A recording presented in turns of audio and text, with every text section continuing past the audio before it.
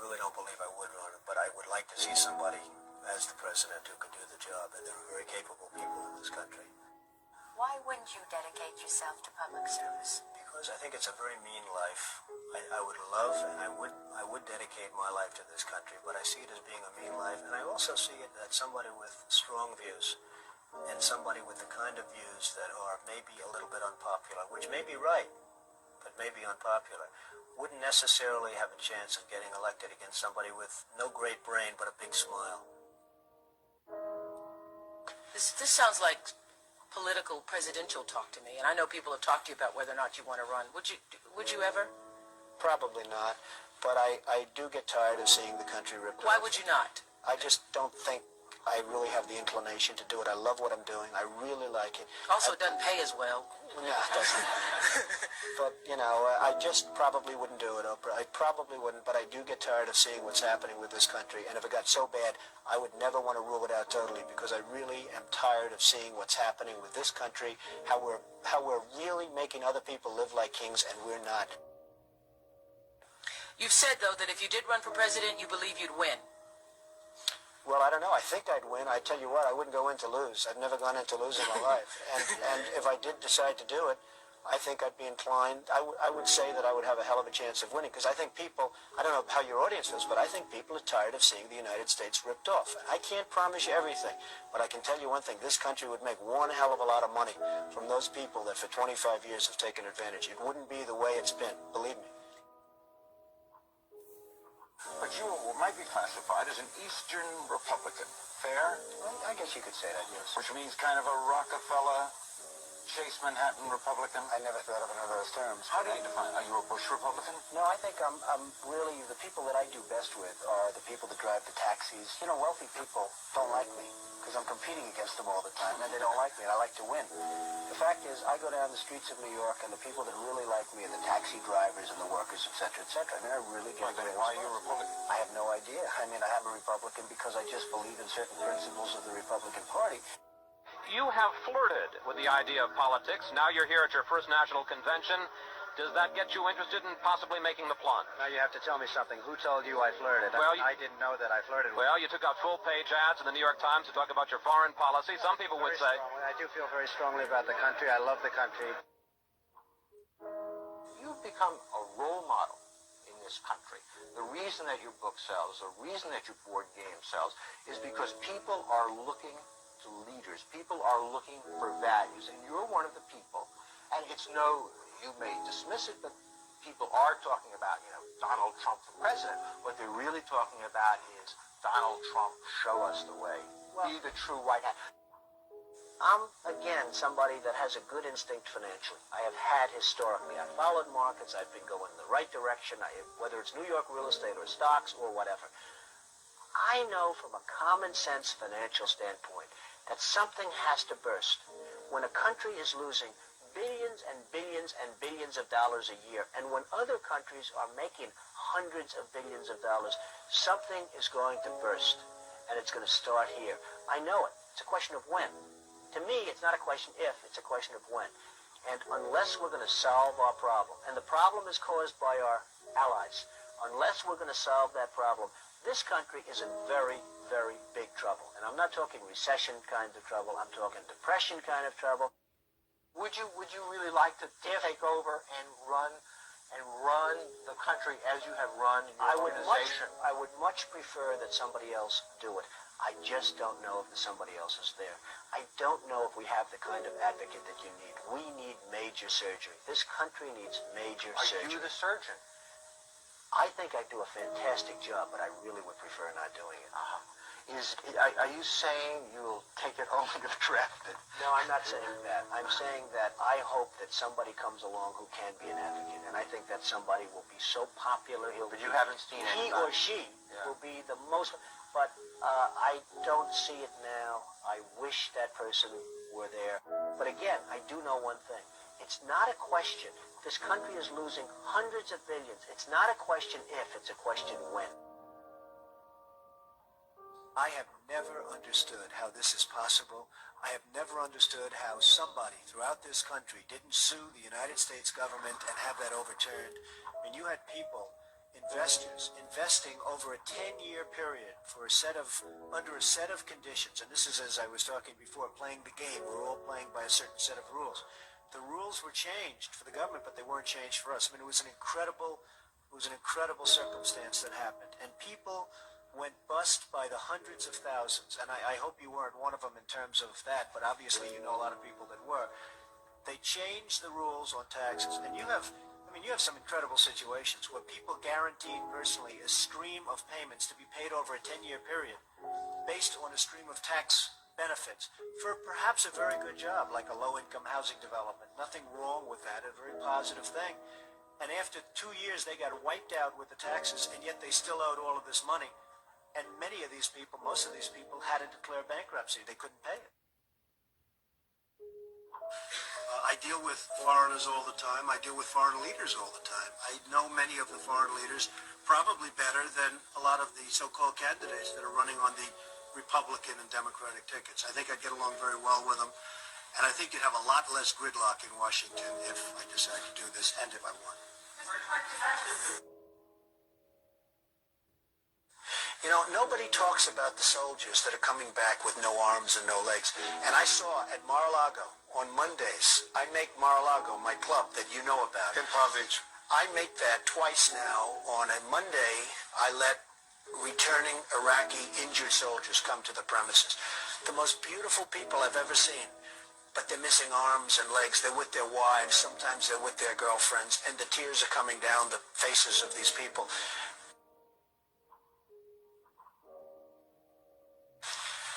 Well, I just hate what's happened to this country. We've gone to a country that's no longer respected. We're in a war that we should have never... And by the way, I'm worse than any hawk there is in terms of military and in terms of defending ourselves. But Saddam Hussein didn't knock down the World Trade Center. He had nothing to do with it. And there were no weapons of mass destruction. The other day, the head of 3M said that President Obama is anti-business. Do you get the same feeling that he does? Well, I don't know that it's anti-business or he just really doesn't know exactly what to do. And I'm afraid it probably is the second thing. I don't see him necessarily as anti-business. I think that he is not sophisticated in the ways of business. He hasn't dealt with the people that you've dealt with and that I've dealt with. I deal with China, as an example, a lot. It is never easy. And I've made some very big deals with the Chinese. I've come out on top. I've come out in great shape. I sell apartments to Chinese people. I get along great with them. It's not like, anti-China. I just think it's ridiculous that we allow them to do what they're doing to this country with the manipulation of the currency that you write about and understand, and all of the other things that they do. And frankly, if I were them and if I could get away with it, I'd take my hat off to them, frankly. They do get away with it. And I hire companies all the time, and it's so hard for our companies to compete against Chinese companies. I mean, these companies have such an advantage, whether it's glass for a curtain wall or whether it's, and you use the term because you know what's happened, sheetrock. I mean, they used to give us sheetrock, just give it. And everybody that was unfortunate enough to use Chinese sheetrock had problems. I mean, problems like where people were dying from it. The good news, Steve, our product is much better, but with the manipulation of their currency, it's very, very, very hard for our companies to compete. But I'll certainly do whatever is necessary and however I can help, whether they want me to make speeches, whether they want me to contribute, raise money, I'll do whatever I have to do. We need somebody great as a president.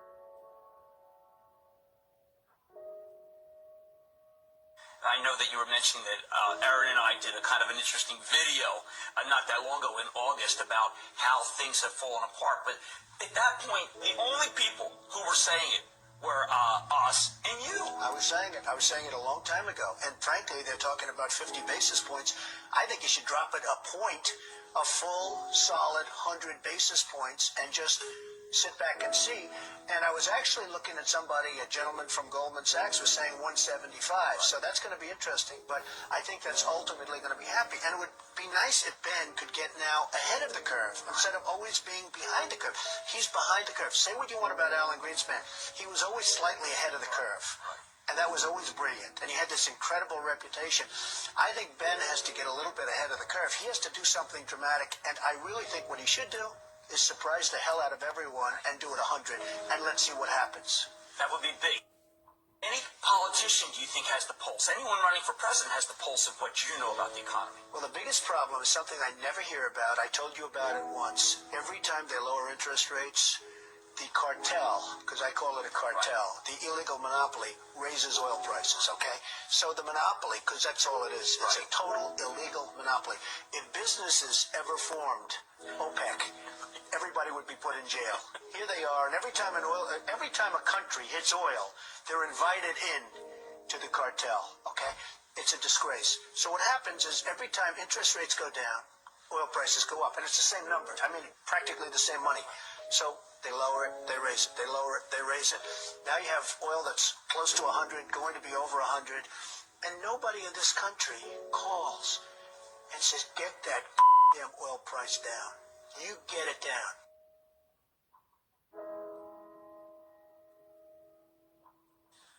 But I have to tell you that our country is in serious, serious trouble. We owe $17 trillion on debt. How do you pay off 17 trillion? Nobody ever heard the expression a number of years ago. The word trillion. We have debt that's beyond belief. We have deficits that nobody can even comprehend. China, which I've been talking about for the last 5 years, yesterday, right in our face, they just devalued their currency. Now, for those that don't understand devaluation, what they're basically doing is saying, we're really ripping you big league. Nobody's ever done it better than us, but now we're going to really do it again. And the reason they did it, and everybody was surprised by it, was because our leadership is so weak and so pathetic that they can get away with it. And believe me, they're taking our jobs, and they're taking them big league. And China's not the only one.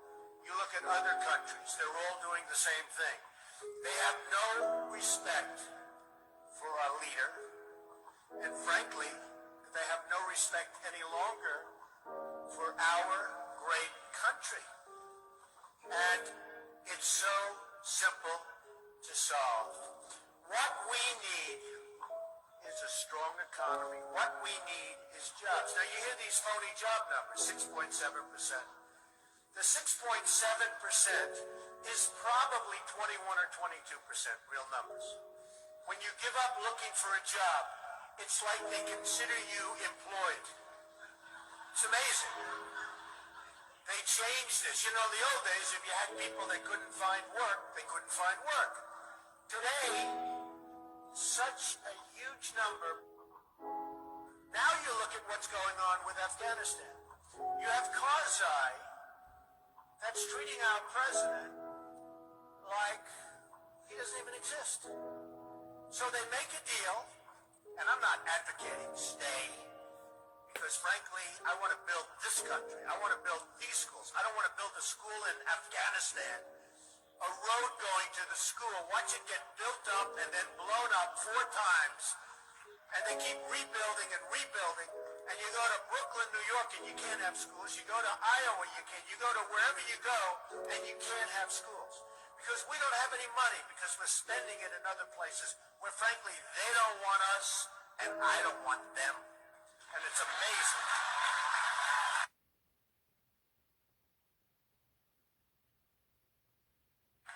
Our country is in serious trouble.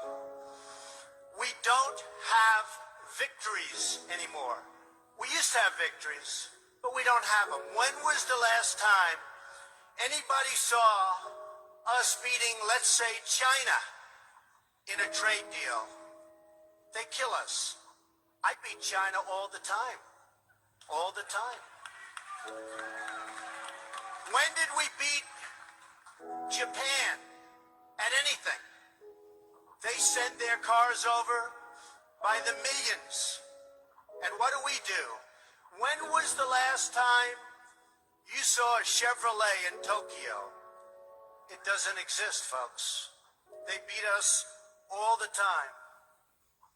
When do we beat Mexico at the border? They're laughing at us, at our stupidity. And now they're beating us economically. They are not our friend, believe me. But they're killing us economically. The U.S. has become a dumping ground for everybody else's problems. Thank you. It's true. Islamic terrorism is eating up large portions of the Middle East. They become rich. I'm in competition with them. They just built a hotel in Syria. Can you believe this? They built a hotel. When I have to build a hotel, I pay interest. They don't have to pay interest because they took the oil that when we left Iraq, I said we should have taken. So now ISIS has the oil. And what they don't have, Iran has. And in and I will tell you this, and I said it very strongly, years ago, I said, and I love the military, and I want to have the strongest military that we've ever had, and we need it more now than ever, but I said, don't hit Iraq, because you're going to totally destabilize the Middle East. Iran is going to take over the Middle East. Iran and somebody else will get the oil, and it turned out that Iran is now taking over Iraq. Think of it. Iran is taking over Iraq, and they're taking it over big league. We spent $2 trillion in Iraq. $2 trillion. We lost thousands of lives, thousands in Iraq. We have wounded soldiers who I love. They're great. All over the place. Thousands and thousands of wounded soldiers. And we have nothing. We can't even go there. We have nothing. And every time we give Iraq equipment, the first time a bullet goes off in the air, they leave it. Last week I read 2,300 Humvees. These are big vehicles. Were left behind for the enemy. 2,000, you would say maybe 2, maybe 4, 2,300 sophisticated vehicles they ran, and the enemy took them. You're right.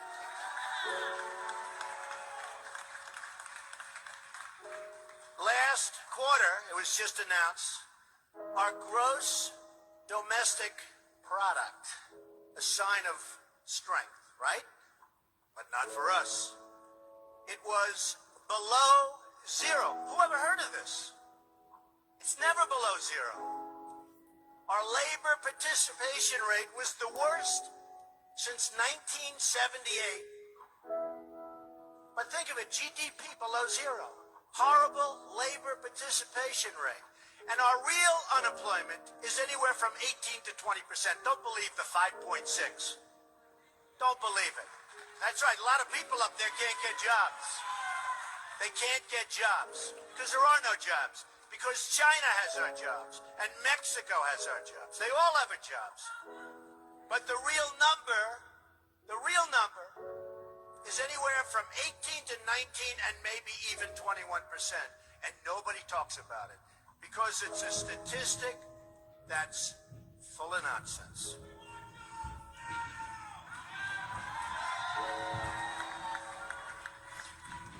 Our enemies are getting stronger and stronger by the day, and we as a country are getting weaker. Even our nuclear arsenal doesn't work. It came out recently. They have equipment that's 30 years old. They don't even know if it worked. And I thought it was horrible when it was broadcast on television. Because boy, does that send signals to Putin and all of the other people that look at us and they say, that is a group of people and that is a nation that truly has no clue. They don't know what they're doing. They don't know what they're doing. have a disaster called the Big Lie, Obamacare. Obamacare. Yesterday it came out that costs are going for people up 29, 39, 49, and even 55%. And deductibles are through the roof. You have to get hit by a tractor, literally a tractor, to use it. Because the deductibles are so high, it's virtually useless. It is a disaster. And remember the $5 billion website. $5 billion we spent on a website. And to this day, it doesn't work. A $5 billion website. I have so many websites. I have all over the place. I hire people. They do a website. It costs me $3. $5 billion website. I have so many websites. I have all over the place. I hire people. They do a website. It costs me $3. $5 billion website.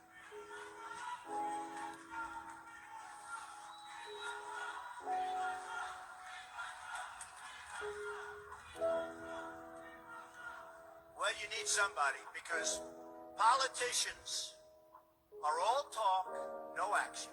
Nothing's going to get done. They will not bring us, believe me, to the promised land. They will not. As an example, I've been on the circuit making speeches, and I hear my fellow Republicans, and they're wonderful people. I like them. They all want me to support them.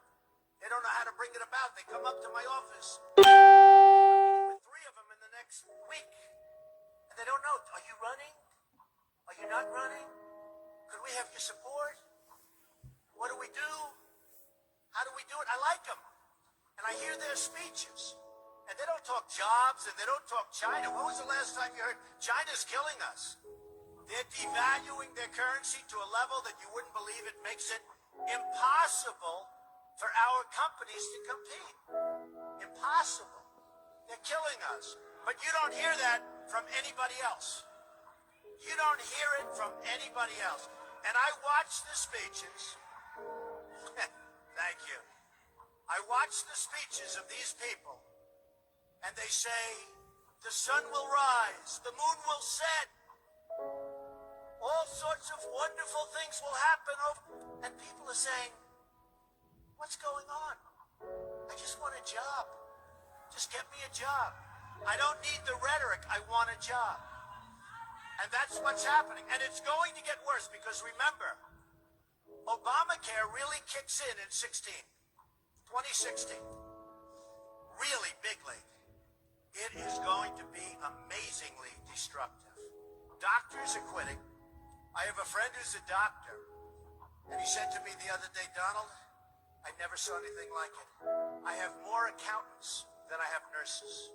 It's a disaster. My patients are beside themselves. They had a plan that was good. They have no plan now. We have to repeal Obamacare, and it can be replaced. And it can be replaced with something much better for everybody. Let it be for everybody, but much better and much less expensive for people and for the government. And we can do it. So, I've watched the politicians. I've dealt with them all my life. If you can't make a good deal with a politician, then there's something wrong with you. You're certainly not very good. And that's what we have representing us. They will never make America great again. They don't even have a chance. They're controlled fully. They're controlled fully by the lobbyists, by the donors, and by the special interests. Fully. They control them. Hey, I have lobbyists, I have to tell you. I have lobbyists that can produce anything for me. They're great. But you know what? It won't happen. It won't happen. Because we have to stop doing things for some people, but for this country, it's destroying our country. We have to stop, and it has to stop now. Now, our country needs a truly great leader. And we need a truly great leader now. We need a leader that wrote The Art of the Deal. We need a leader that can bring back our jobs, can bring back our manufacturing, can bring back our military, can take care of our vets. Our vets have been abandoned. And we also need a cheerleader. You know, when President Obama was elected, I said, well, the one thing I think he'll do well, I think he'll be a great cheerleader for the country. I think he'd be a great spirit. He was vibrant. He was young. I really thought that he would be a great cheerleader. He's not a leader, that's true. You're right about that. But he wasn't a cheerleader. He's actually a negative force. He's been a negative force. He wasn't a cheerleader. He was the opposite. We need somebody that can take the brand of the United States and make it great again. It's not great again. We need somebody. We need somebody that literally will take this country and make it great again. We can do that. And I will tell you, I love my life. I have a wonderful family. They're saying, Dad, you're going to do something that's going to be so tough. You know, all of my life I've heard that a truly successful person, a really, really successful person, and even modestly successful, cannot run for public office. Just can't happen. And yet that's the kind of mindset that you need to make this country great again. So, ladies and gentlemen, I am officially running for President of the United States, and we are going to make our country great again.